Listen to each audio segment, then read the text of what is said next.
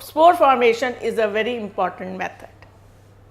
In some cases, like say a hydra or a planaria or even a starfish, there is a story that the sailors or the seamen thought that sea fish is harmful, is of no use. So, they would tear it into many parts and throw it back into the sea, little realizing that each part of the starfish can grow into a new starfish.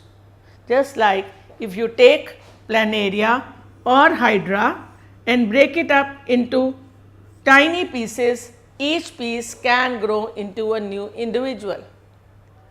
Now, this method is called regeneration.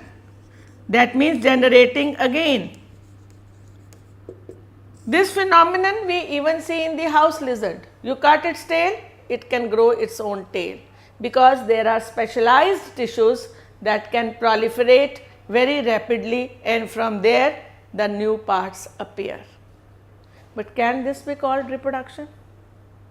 Can this method be useful in complex organisms? Can we do this, that cut our body into many parts? In of course fables and old stories, they said like that there was a monster, each part of his monster again grew into another monster, but they are only stories.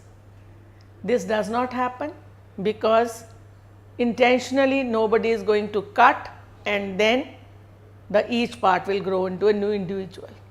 So, this is just a phenomenon that we can understand.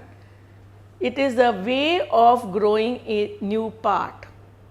The lizard can grow its tail, but the cut tail cannot grow rest of the lizard. So, in a strict sense, regeneration is not reproduction.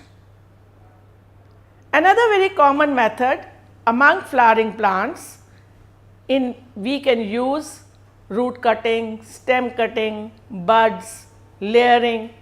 You must have seen this, maybe your parents or maybe you yourself, putting a money plant branch in water and getting a new plant. Buying some cuttings from the market for plants like say chrysanthemum, rose, putting that cutting instead of the seeds and a new plant coming out of it. There are large number of flowering plants ranging from sugarcane to potato to ginger, which can reproduce by its vegetative part, and this method is called vegetative propagation. So, next we will study about vegetative propagation.